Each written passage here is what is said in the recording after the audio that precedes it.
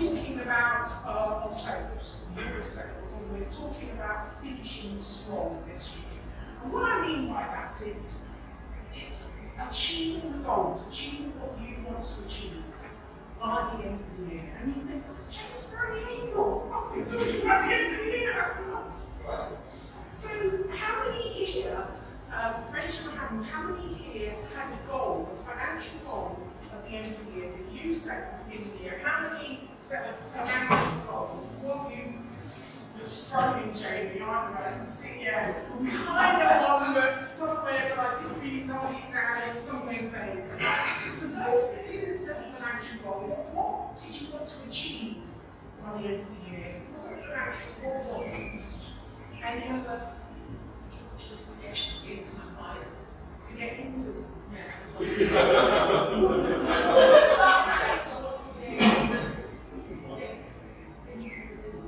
Right, okay, you actually got a contract from the client at the end of the year.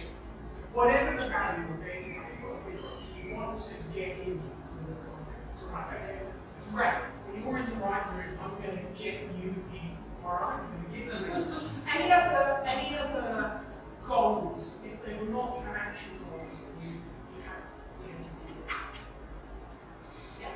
So I always set up at the back end of last year, so it's important to me to kind of create a new identity for me, as this is my career now, rather than I used to be it, and now I'm trying. Like that it was a bit more about how I felt in that role as well, and I feel established, and what things might be indicators of that. So some of it was financial, some of it was things like securing a number of clients, or testimonials and things that they would feel I had stepped into that. Okay, alright. So one thing that I spoke about at the conference in October was really making sure that customers are the centre of all of the decisions you make. When you think of sales, I think of service, because you often feel really icky about sales. And so I'm going to elaborate on that a little bit more. But also think about your customers. What you're trying to do is gain more customers. And the financial rewards come with that. We don't really like to talk about money, we don't like to think about money, so when we think of a financial target, we can't really attach ourselves to it. And that's why it's not always going to be very much quite comfortable. But when we think of serving customers, you know, if you had a question, we all shoot our hands up. We all want to serve customers. So even though we have a financial goal, I'd like you to start to reframe that in terms of how many customers you're going to serve. Because that's something people want to do. What does that mean to you? Does that mean 10 customers or 1 customer? What does that mean to you? And really emotionally attach yourself to serving that many customers by the end of the year. Or if you're excited about getting to the end of the year, you know, really achieving great things for our customers, we're really more excited about that. Because when I asked you about your financial goals, some of you put your hands up and you like, I didn't see the emotion coming from you. I want the emotion coming from you. You love your customers, you want to serve them. So thinking about serving more of your customers. But I do want you to have how many customers, what that really means, make it tangible. Alright? So that's one of the first things that I want to do at the top of this session. I have come very low tech because I didn't really want to talk at you. I really want you to walk away with at least one thing. One idea is if I can do this. This is easy. With really jotting down. I want you to walk away with one thing you can implement tomorrow, you can do tomorrow, because we're passionate about our customers. We love our customers, we want to serve them. So I'm just going to give you some little tools to do that. You know, to make it really easy, so it's not salesy, icky, and numbers and all of that. So the first thing that I would like to ask you, thinking about these wonderful customers, is what's stopping you? Where are the blocks? David, I like this. Where are the stress points? David, you're David. No, David.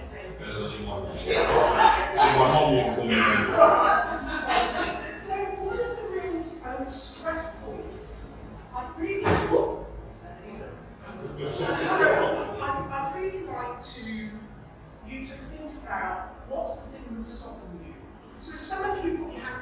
financial goal at the end of the year.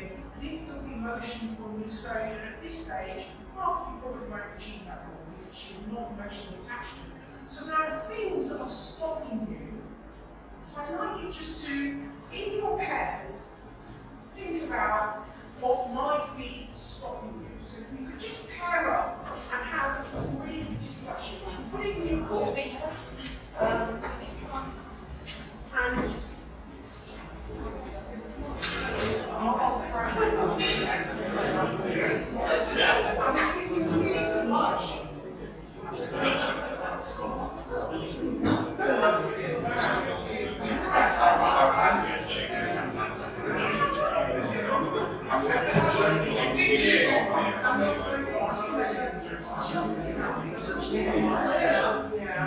so just tell them what you think the blocks are, and you've got kind of a space to write it down.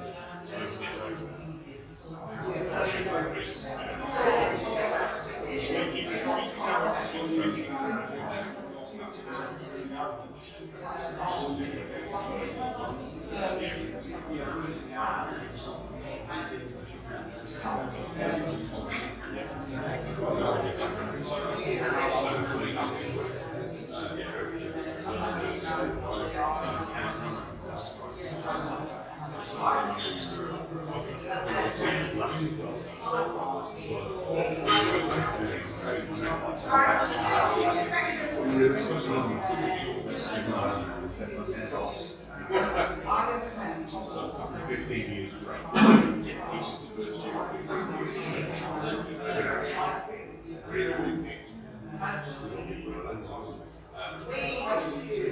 year All right, okay, 10 seconds, all right.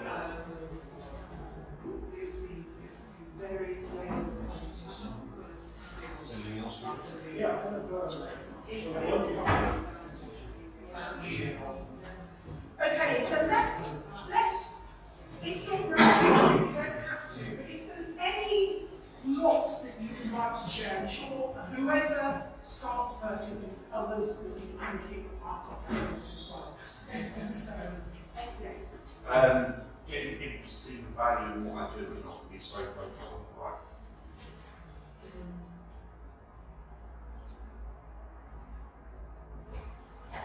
See value, not the price. Love it. Mine was mindset because I didn't have. My market is niche, so it's not access. So I was angry. I was trying to work out. That didn't sell. Exactly. So I now learned to change that mindset, and it's 20% of your business you're missing out on, and this is now, and this is why, and I'm not going to consult to be able to get them to improve things. So it's your mindset about how you, so it's about changing that stuff. Yeah. Right. Okay. So I'm basically permanently burnout because I don't do self-care, and so I'm tired a lot on my AA. You're tired? Tired and not on my AA. You need logs, so. Everyone sat a hundred in the room. My brother died 10 years ago suddenly, and literally for 2 years I couldn't sell. I would get up on stage, I would before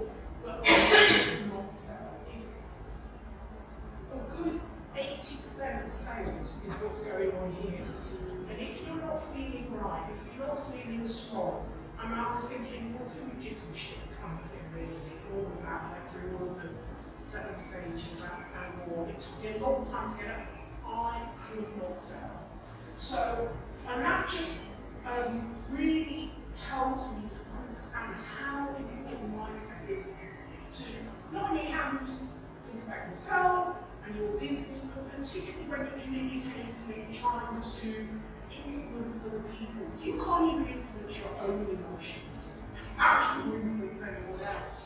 So, mindset is a good 80% of the job, and then systems is the other 20%. And we often overthink ourselves and we get wrapped up in all of these things, but it's literally about we're just going to do small incremental steps, but it's having the mindset, and that's what you need to work on. And if it's just switching up things from numbers to people, being emotionally involved, knowing that you're doing a great job and wanting to do it for other people, just we're not talking about sales, we're talking about delivering great service. That's what this is about. And that's what we want to do as well. How do you got pricing? Pricing, we're going to talk about value. We are going to talk about value. And you don't price it, your customers price it. It's how important it is to them. What's the opportunity cost? What's the loss of that? And I've got a little birdie popping in here. Oh, I'm coming to listen. What's all this?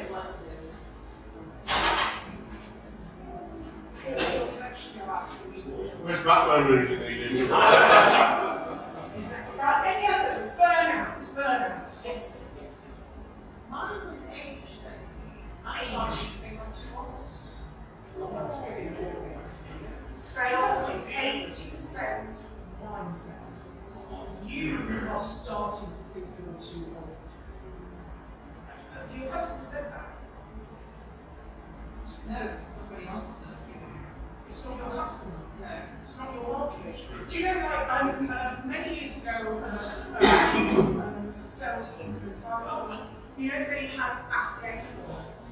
And Pam Burrow, she's my mastermind, and she said to me, something you said to me a few years ago during the experts table, and you said that the point of your marketing, your outbound, your outreach, is to identify the no's as quickly as possible. You want to piss them off. You want to say, no, I don't want you, I don't like you, as quickly as possible. Because if your marketing, your outreach isn't doing that, you're wasting so much of your time and energy on people who will never buy you. You want to discover them as quickly as possible. Because if you're thinking of 100 customers, there's only 3% of them, 3 customers that are ready to buy right now. That's the line in the needle. So you're wasting all of that effort on that 97%, 97 other people, and a good 40% of them are will say things like that. They're never going to buy from you. It's like, that's a no, thank you. I will never waste my time on you. That's a no. If someone who's not your friends, they're never going to be your customer. Thank you. Honestly, you're not going to waste any more time on them. But don't let it burrow into your head. Sales is 80% of mindset. You say, thank you, I know you're not my customer, I certainly know you're not my friend. You belong. Okay, so it's, again, I'm going to put that in mindset, okay? Yeah. Clarity. You've got to try to go Clarity. So you're very clear exactly what it is we do. Okay, so that's 2 things. So there's one, your ideal customer profile, and I've got something to say about that. And there's 2, it's back to the kind of value that you offer, but it is about kind of knowing the value and what's unique.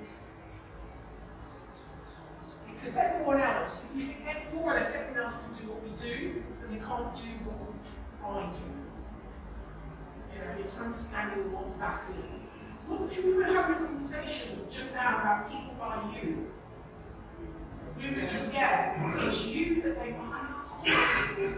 David may have said this to me.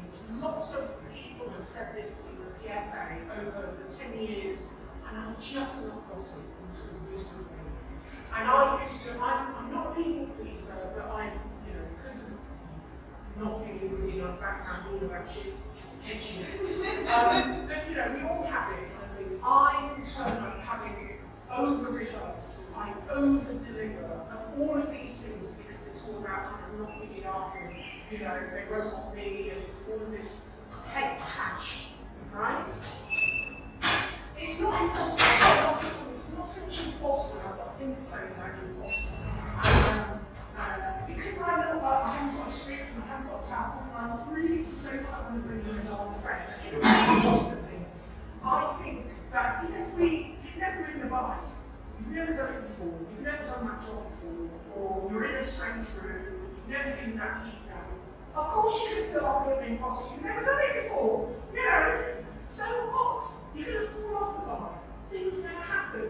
But it's about really understanding that that's meant to happen because it's something that's going to teach you. So I might as well go with it because nothing going to happen.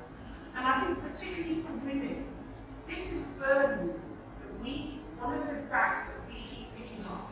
And there's whole people that are doing whole business over imposter syndrome, right? And I really do think it's a bit of a cop-out. You're meant to go for the job that you're not qualified for, and you're going to use all the other experiences to do it your way because they're buying you. So what? That you're not qualified, but you can probably do it better than the other man that's doing it. So forget about the imposter syndrome. Be willing to fall off the bike and get up and learn something from that fall, and just get on with it. Don't let it stop you. So I think that we're meant to grow. And in order to grow, we're meant to fall off the bike. We're meant to do things we've never done before. We're meant to feel fearful and scared. But the whole point of growing is pushing through the fact of doing it anyway. Sales is 80% points. Alright, so it's knowing the value and what's unique about the value. Yeah? Those last two, I think, apply to me as well. Yeah. Understanding who your customer really is and knowing what's unique about them. Yeah, thanks. Yeah, I was just going to say, it's quite basic, there's a lot that resonate, but like generating leads when you're in new business and it doesn't happen organically. Yeah. Okay, so that's going to feed into knowing who your offering is going to and what your offering is. And then it's also about the mindset. When we talk about generating leads, I think having spoken to you, you've got so many different customer groups. One of my other things was unclear messaging. Yeah. Which one is the whole one? I said there's three groups here, and it's like, okay, then I went back to, so what is your keynote? Because you've got three separate customer groups. What is the one keynote? So it's clarity and the leads, finding customers. Okay. And Sam, And I've got on the systems as well. I know you mentioned it. Yeah. Just ensuring that your efforts aren't just splattering into the wall, but they're constructive and they're going to achieve, they're part of a whole plan of action to get you from where you want to be. So having a proper system. Yeah. And the system is your system. So often we make mistakes. We've worked in a bigger business, we understand their sales system, and then we grow set up our own small business, and we adopt the systems from a bigger business. And there's the 7-step sales process, some people put it in 9 steps, it's 27 steps. We're adding more steps and it's getting more confusing. And we've lost sight of the big thing I talk about always is the customer. Your customer will dictate your sales system, and your customer is unique to you. So you're going to create a system based on your your particular customer who likes that unique value that you're offering. And it's literally niching the niche of the niche. And so you're really clear with the messaging so that you piss off the 97% of people and the 3% think, I've been looking for that exact thing. Right? Harvey's telling you that, 3%, that we're not big businesses, we don't need hundreds of customers. So if we've got 3 customers a year, good customers, for me, I'm happy I'm done because I had 3 customers last year that are doing more than this year, and I had 3 customers the year before. And I'm not making a big part. I just want, enough fresh people coming through in enough time, so like Alzheimer's mother. So, you talk about niche, emphasis on about niche, because we're in a business coach, I've worked with shops as to hotels. So it's a broad spectrum. So would you suggesting perhaps you just find one and go after them and then you can go to another one if you need to, or create a message just for those areas for argument's sake? Yeah, well, because when you have different customer groups, you can, what I would do is I focus on what's unique about what I deliver rather than the 3 different customer groups.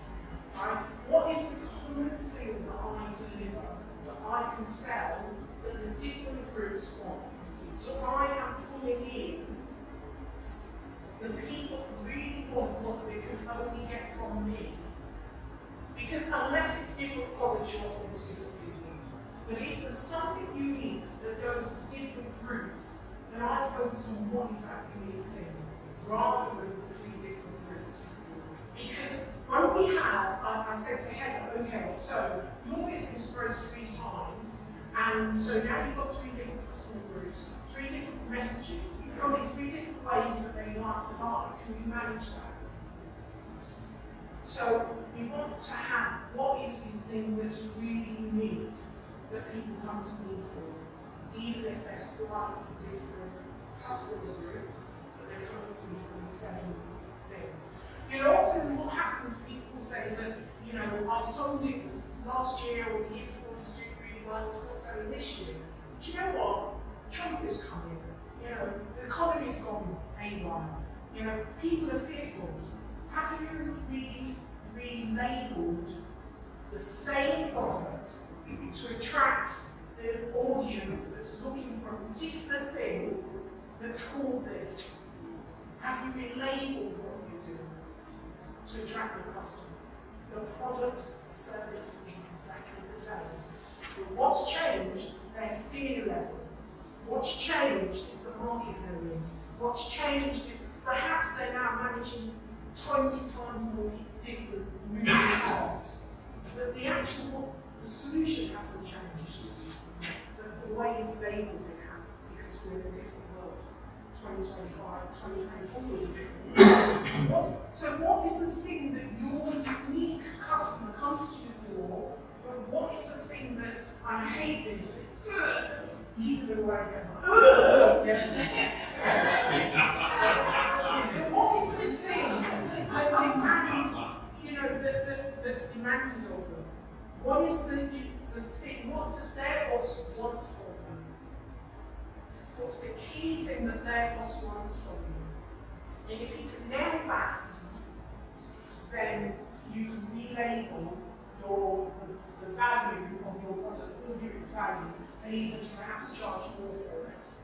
So when we were talking earlier, I think that those kind of, probably 2 of those 3 customers that I described, that happened because I went in to do leadership coaching with the senior leadership team, and then they went, actually, your approach and what you bring, could you do some CPD stuff with our staff, or could you also do this?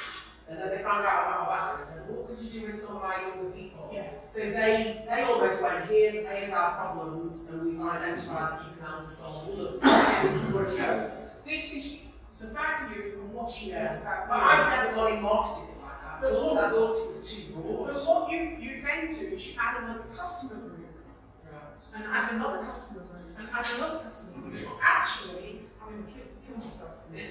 What it is understanding what is your unique value that pulls in the different customer groups. So you're not adding new customer groups, you're really doubling down on the value you deliver. You, because they're buying from you. Does that make sense? Yeah. Yeah? Okay. Don't worry, it's oh, you don't use it, do you? Yes! You keep it! Just like the side. Alright, I'm just talking something here because I'm going to make sure that I've answered all of these things by the end of this session.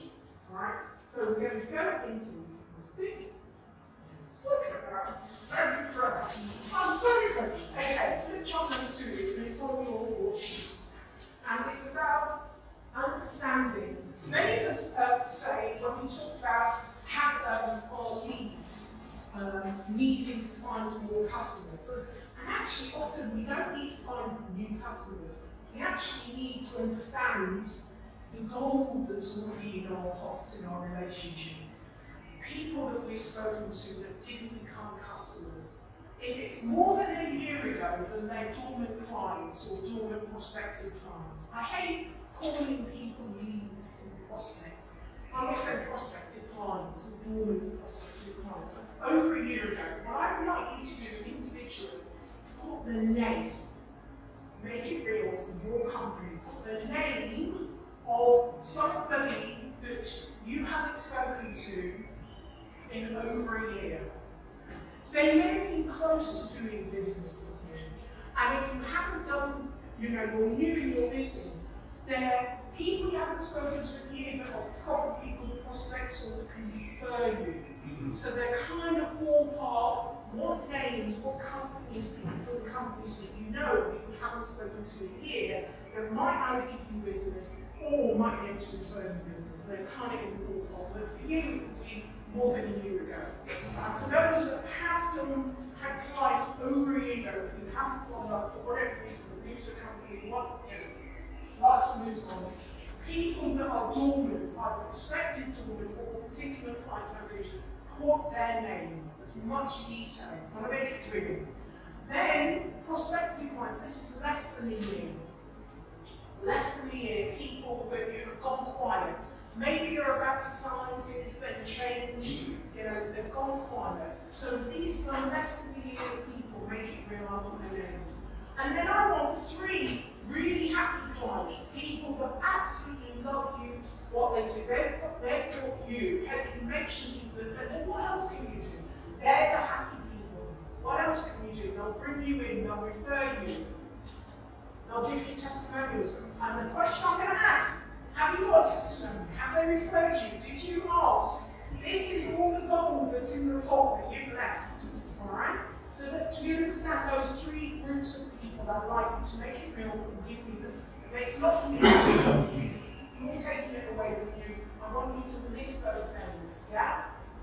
I should play shopping music now. She's like, working with hard. I could have it come, shopping music. Alright? Good to go. I'm going to give you about, we've got time. We're relaxed. About 7 minutes.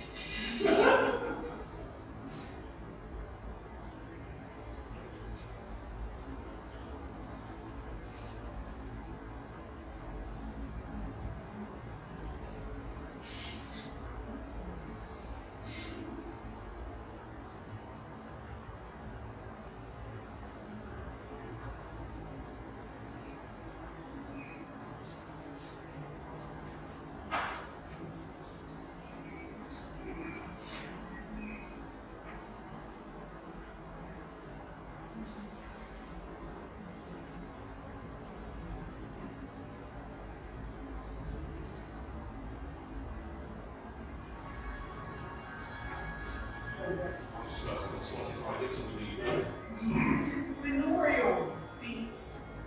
This is the music that I want. It's nothing you can attach your brain to. It's really the stuff of music, binaural music.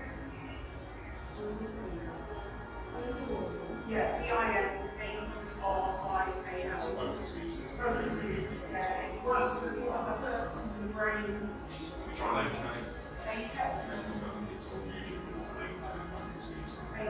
I think I'm seeing it. All right, we've got 7 minutes. I want 9 names for you. If anyone's stuck,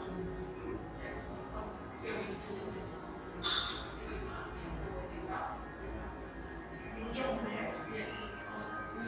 You get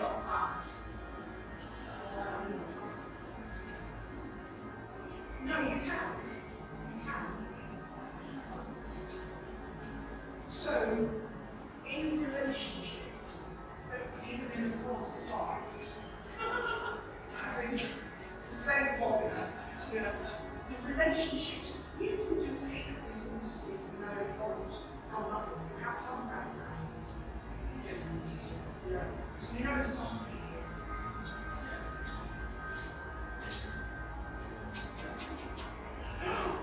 Long time ago, I love long time ago. Organs. Such a long time ago. Organs.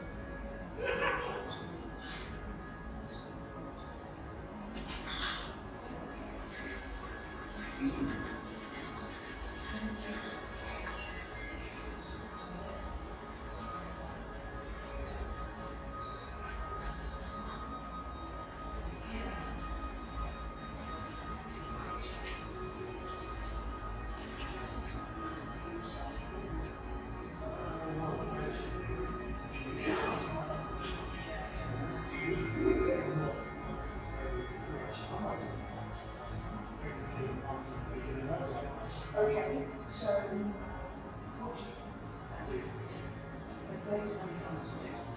so we just set up.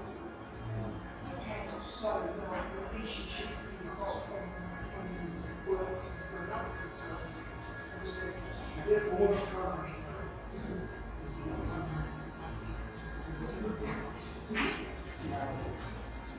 what do you like experience everything I know I shouldn't do in the world to find the right I just want to have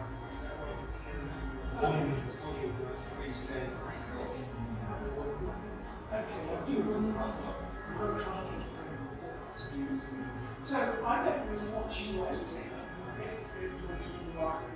so what I'm doing is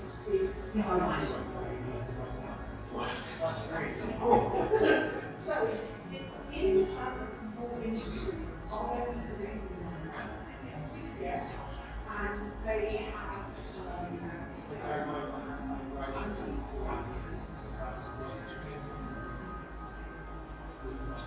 okay, so you can put clients. Okay, so I know those clients.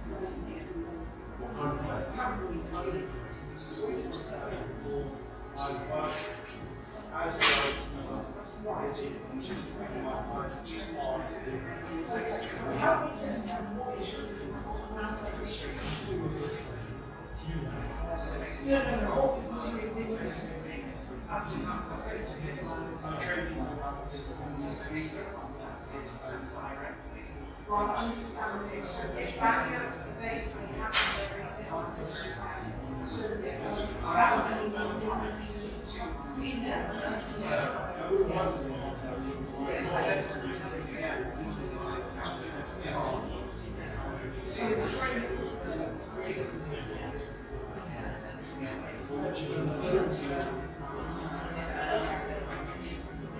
that's interesting.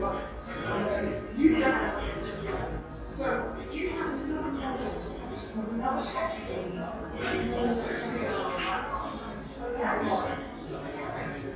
Okay. So why is it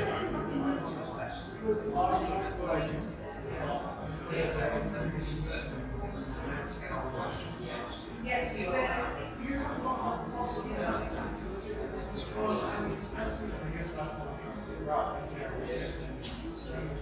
so my first thing that you need to do some research on the just to find a way and model the companies that companies use the people you need to understand what customers use and where you want to see and look at their marketing material. It's essentially model to build businesses offering services in your field.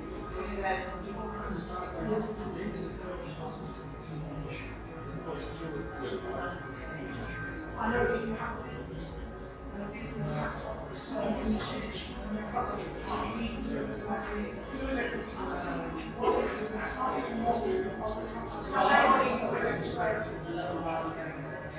The actual profit of the service to product is Or rather, there's not a year. I've got There's always a gap in the middle. the thing is, I need to package 6 months away. And I have made to buy for the just chatting about Well, that's what I'm saying. You can be disguised. Just to learn this skill, it needs financial and economic data. Like you need packages it away and basically sells a speech to financial. You can do the same on data. You could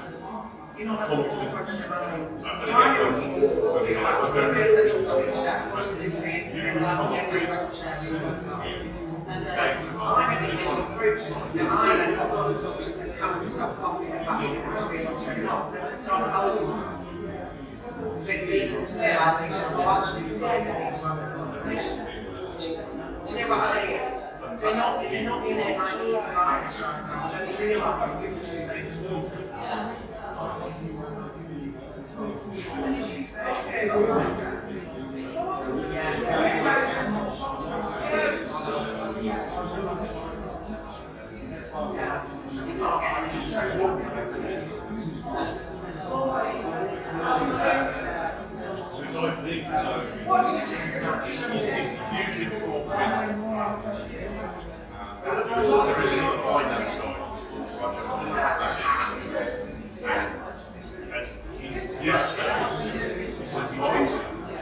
business owners on what's going to happen in the company in the next 6 to 12 months.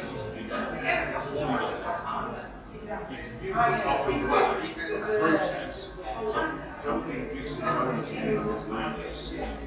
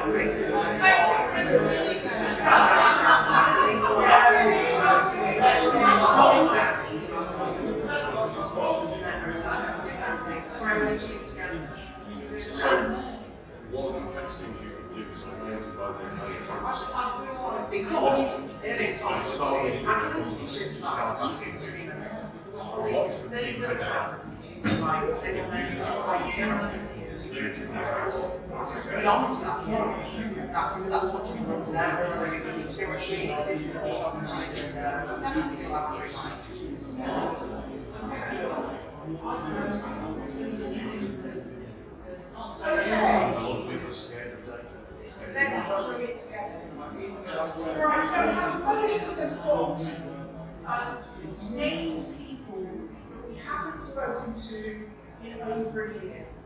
Yeah? And it's such an easy thing to do because we think, oh, I must speak to this person. Remember I said 20% of sales is systems. It's systems. And whatever systems you use, it could be a diary. And you just put their name in 3 months down the line into your diary. It could be a CRM, customer relationship system. It could be an Excel spreadsheet. It could whatever. There's so many apps and tools that we can use. One thing I want to say, there is part of this, smart tools to reset your focus. That was one of the takeaways I said.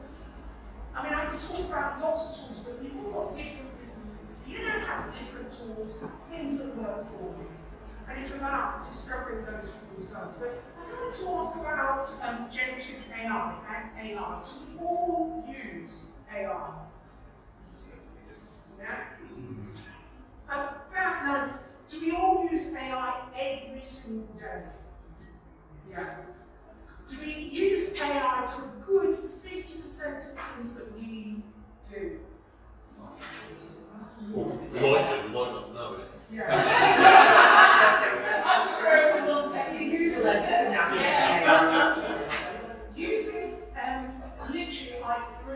there isn't anything that I do now without AI.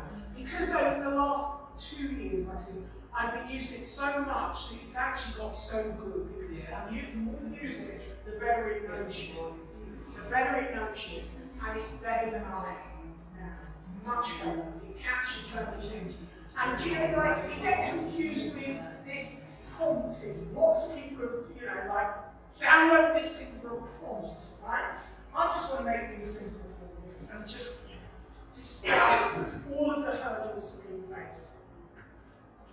I don't do this enough, but speaking into your phone for instructions.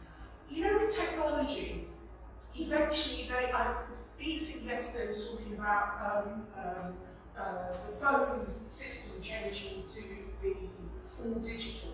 So, you know, for my other parents that have a telephone line, eventually that's all going to go. And so technology, a lot of the old systems, I think Windows 10 now won't be supported, it's all going to go.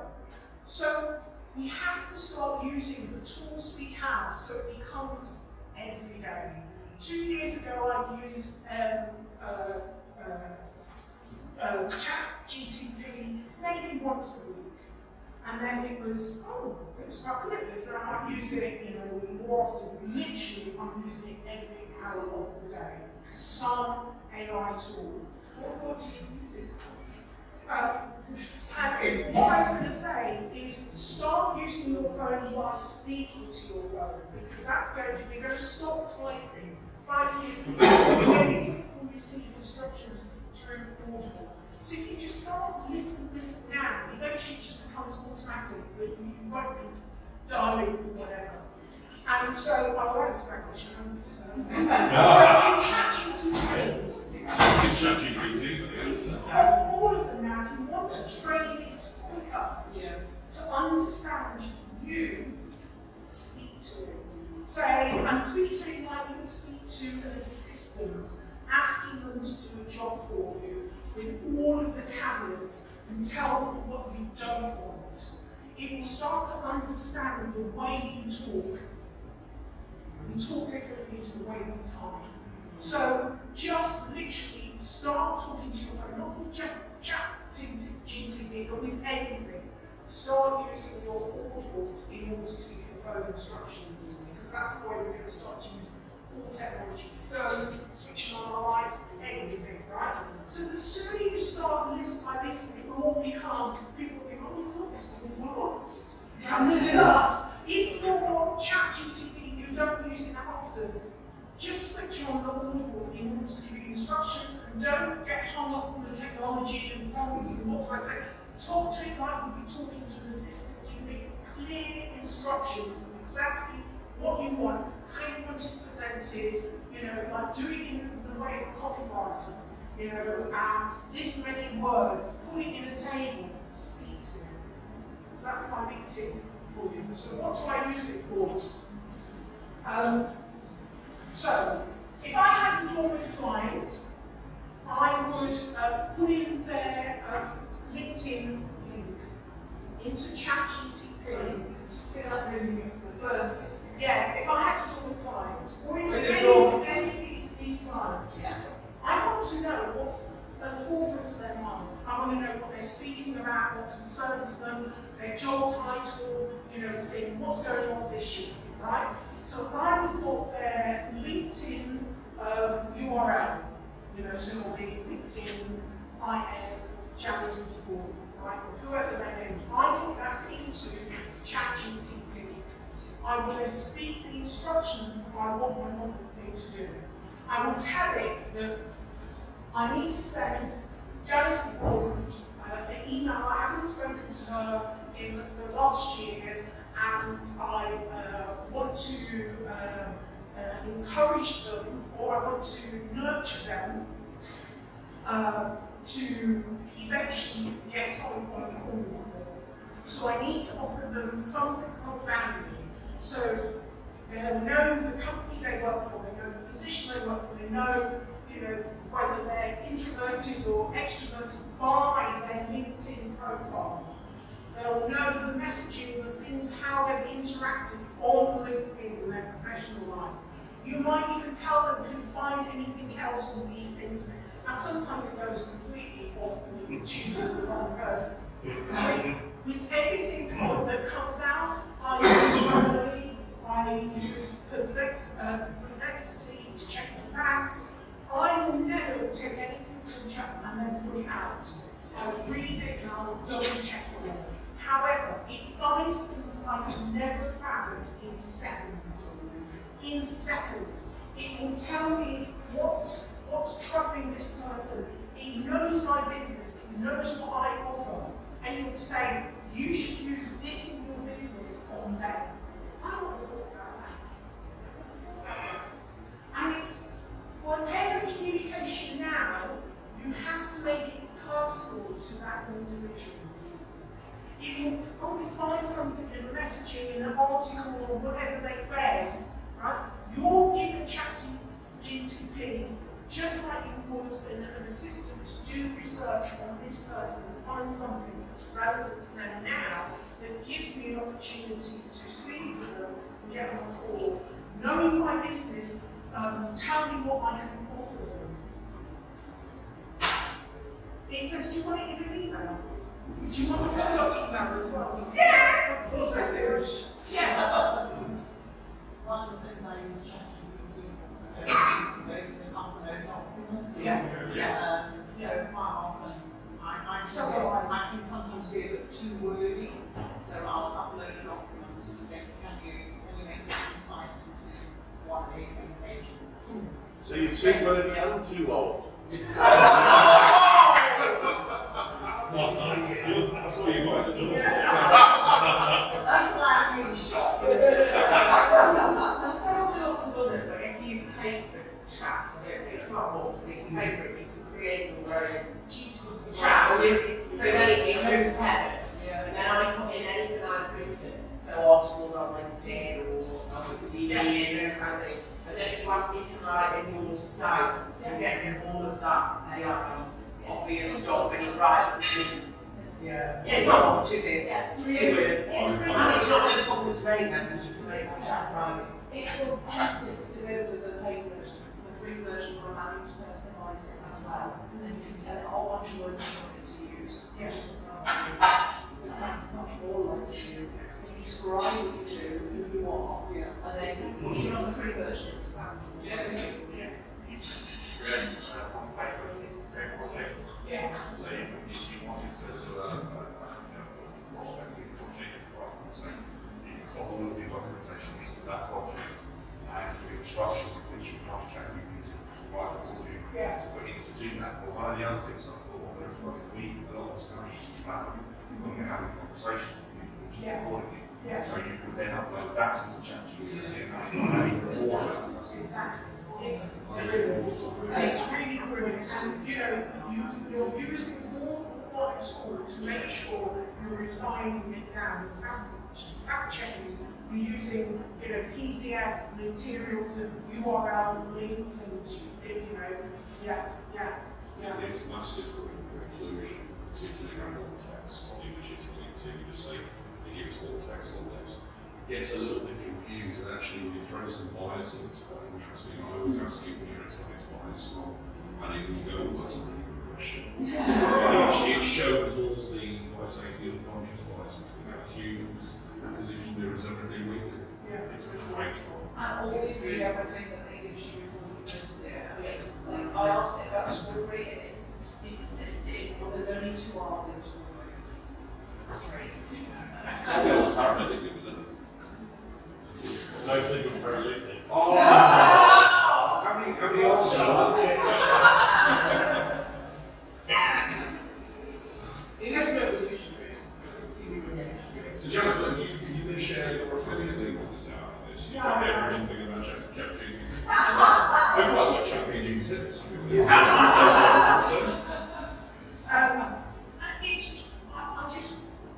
I use it a lot for sales. I use it for everything that I do.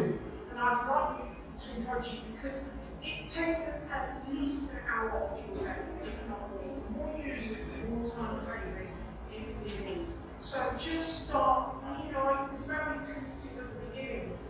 finding more. It's done all of my content for the entire year. Every month is themed with all of the research and everything like that. It would just take me weeks to have done it, you know. So I use it for absolutely everything. Researching clients before I'm re-engaging with them, I always take a resource from the client's company website or something like that to actually find out what a book that's relevant to them. And it just takes seconds, you know, to pull in that material and make it relevant. It's very much doing in your own voice. So, you know, in terms of the tools, that's the main tools. In terms of quick wins and missed opportunities, it's all in your existing clients. That's where all the missed opportunities are. All in your existing clients. With the happy clients, I hinted earlier, with your happy clients, and you know, like it was really hard, you know, for me to have what we're going to talk to them about. You're going to talk to them about life, you're going to talk to them about business.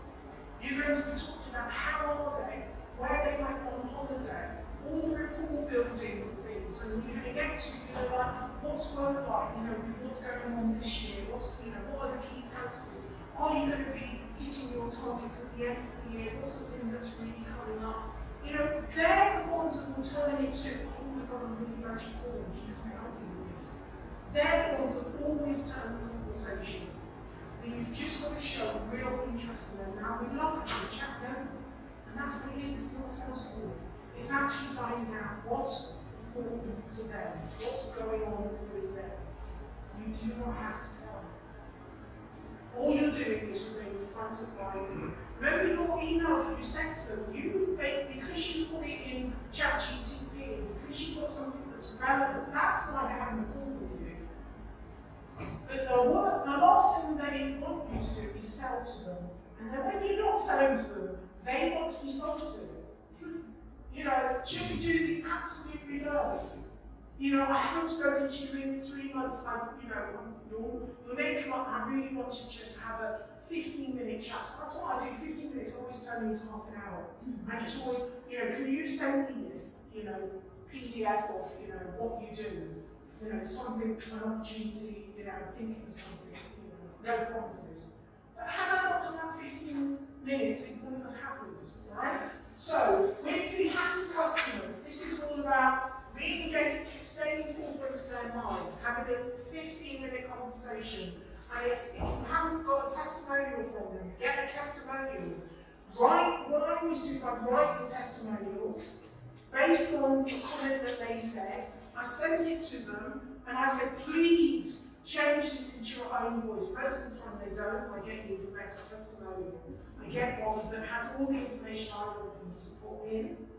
Very rarely do they change it, and they're more likely to do it. If you're asking them to take 10 minutes out there to think about, what should I say? You know, it will never happen, right? Referrals. You know, the way that I ask for referrals, I tell people I've got a referral from somebody. And when I'm working with this client, I never ask for a referral, I just talk about referrals. And then they think, oh, I never thought of referring her. Yeah, that's a good idea. Just suggest it. Say that, you know, I'm working with a client that was referred to me. You know this person, kind of if they do. And I think they referred to you somebody.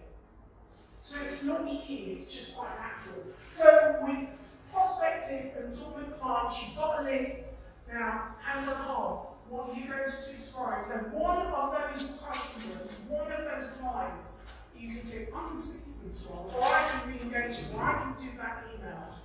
It's the one, I want you to put a star by the one that you can think, I really need to re-engage them. I need to do something, either send them an email, you know, personalise the email, or pick up the phone, or text message, WhatsApp, pigeon, carrier pigeon, whatever you do, is there one?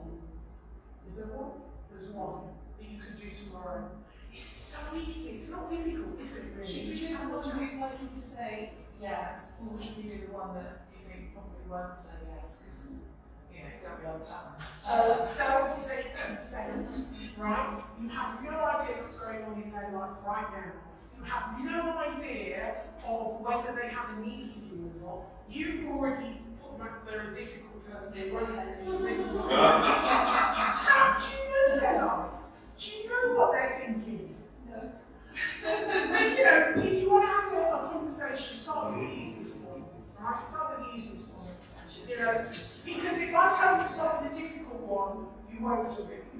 So I want you to do at least one tomorrow. So if it's the easy one, you've really enjoyed it, but when you say 15 minutes, don't go a second over. 15 minutes. And say, like, you promised me 15. I'm really grateful for that. I know that your time's really valuable. And they're often, oh, hang on a moment, you know. Right, really be very disciplined with what you want to cover in that 15 minutes. Yeah? Plotting all that. Okay, so we've covered all that missed opportunities. I want you to message me and tell me in a month's time there is a company, a person that you've warmed up, an opportunity to possibly coming out. Now, can you imagine if you went through your entire list, how many opportunities would potentially come out of it? How many more referrals you would get? How many more testimonials you get all over your website? Yeah? So that's where the opportunities are. If you want to finish strong at the end of the year, this is what we need to do. Yeah? That's where you start first of all. And then if you won't. Okay, so this is why I will send one reconnection. You can't see that very well, it's on your sheets. Either, you know, one thing you, oh sorry, it's not on your sheets. But it's like possible one thing you can do, this is ideas. Either you're going to send a reconnection or follow-up, or you're going to book a call with somebody, or you're going to share some personal value, giving your unique offer, or try something new. How many of you do video messaging on LinkedIn? It works great, isn't it? It's like, why are people doing this? Like a 1 minute video message. There isn't anyone who won't listen to it. You can send a message, you'll get lost. And the kind of direct message, no one looks at those. Video, if you want it to get through and relate to something they've just posted, or something they've said, or something you've read, right? Make it personal to them. You're saying, I've noticed you, I value you, I'm reading what you do, right? You've got to make it all about them. That's your starting point. You know, I read what you do, and I really like that, and I really wanted to, you know, kind of like connect with you. When I'm in London, it'd be great to get coffee or whatever. Yeah? Video calls. So that's one action. Now, do I have enough time just to go through that original list? Yeah, we're not in a 5, I think we've got like 5 minutes. I just want to make sure I've got all of this covered. Can I just ask, do you only do video calls on LinkedIn on your own? Yes. Yes. Yes. What was that? Don't worry. So, because one thing we talked about in terms of people by you and more unique to your business, but the thing is, what I talked about in the conference was making sure doing just at least one thing, doing something in the way that you deliver your service that makes them feel this is you, this is all you. And it's whether it's the kind of note, it's the, you know, your material, you know, something that is very much you that you're giving to your customer. The kind of little wow moments, the unexpected thing that they don't normally get. And I want you just to think of one thing in the delivery, whether it's before, during, or after, something that you can do for your clients that will wow them, that they'll talk about afterwards. It's a very, you know, you kind of thing. And so, you want to be stand out and forgettable. You can do it in what you do in your business and your service. You've got to think about what that thing is. And make it very much you. And that's what you leave your customer with. So it could be something you always do at the beginning, before they even become a customer. You always do this thing that's you. So you've wowed them before, and you didn't expect it. Or it could be during the delivery of you do something, or it could be afterwards. I want you to think about make it memorable, unforgettable experience. You know, people, you want to see value, not the price. Now, you see the price, the value, see the price, because you've not done a very good job in showing them the value. Customers more now than ever in 2025, with the economy the way it is, you need to do the work for them. You need to prove what you do is less in cost than it is in value.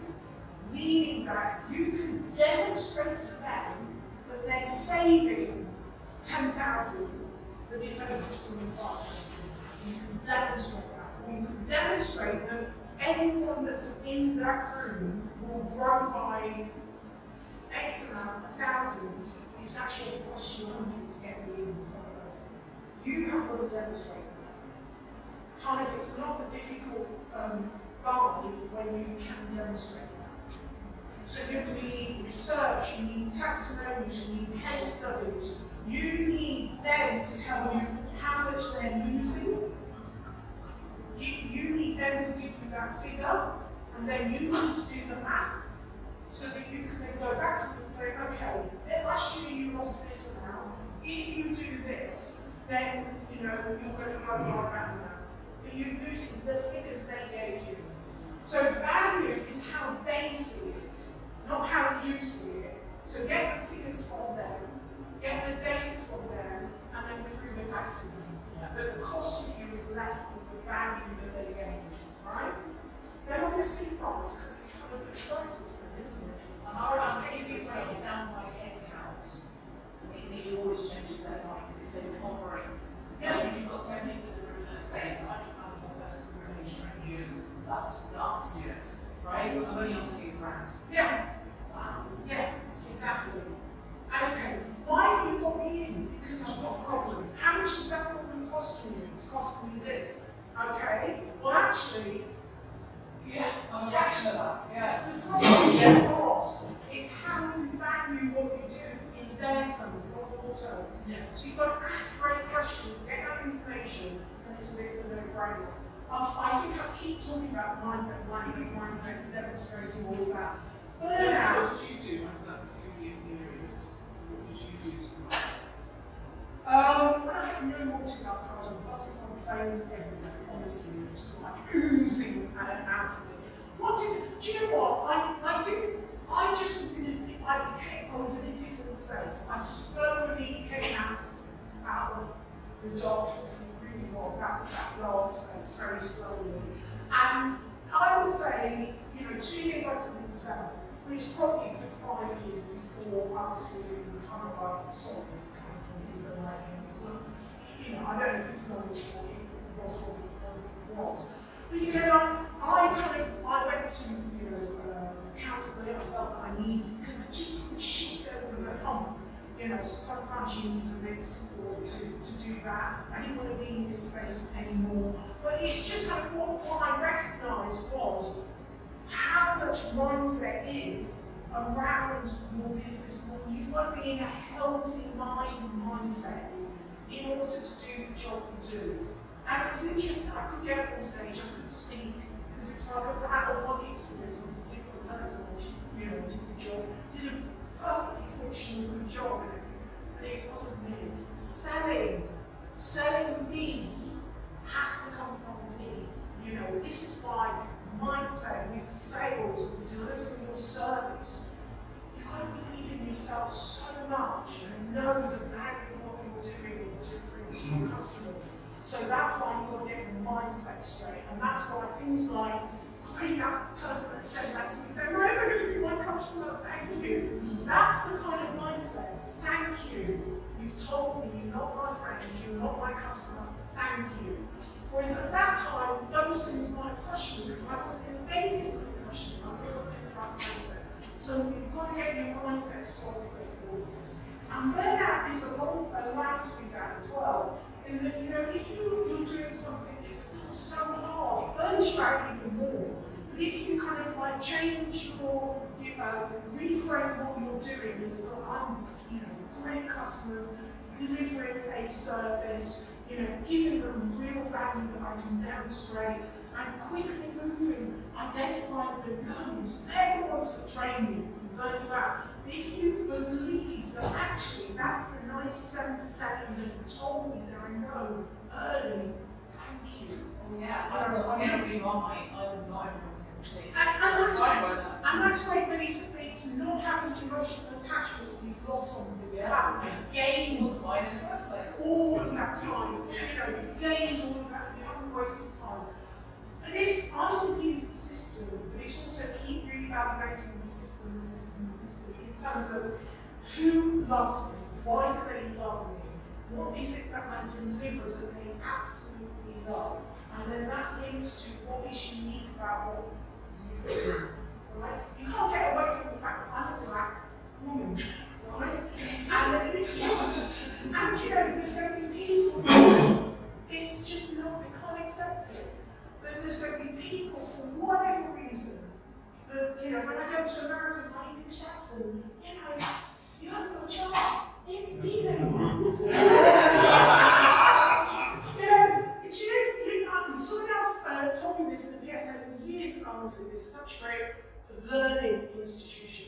You don't always, like those teachable moments, you don't always do. And they told me that, if what you do isn't valued where you are, go somewhere else. I can go to another country. I can appeal to different, other people. I don't have to just do it all here in London, where it's all competitive and people are kind of penny pinching.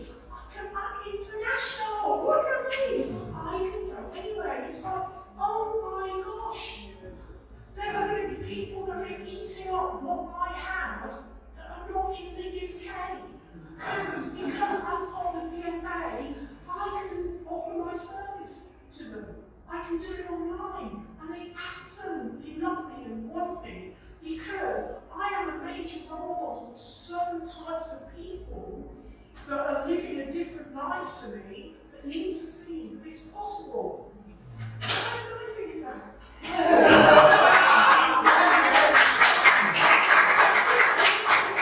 Value what you have, go somewhere else, don't worry about them. Right? What is unique about what you do and how you deliver it? Understand that. And then go to where the people absolutely love what you do, your ICP. When you've got your messaging so much easier then, so much easier. And finding customers, they find you. If you get this right, they find you. They find you. They put out the right kind of messaging so they can say, that's exactly what I want. That's what I need. Be really clear about what you deliver that's uniquely you. That's how I think all the time.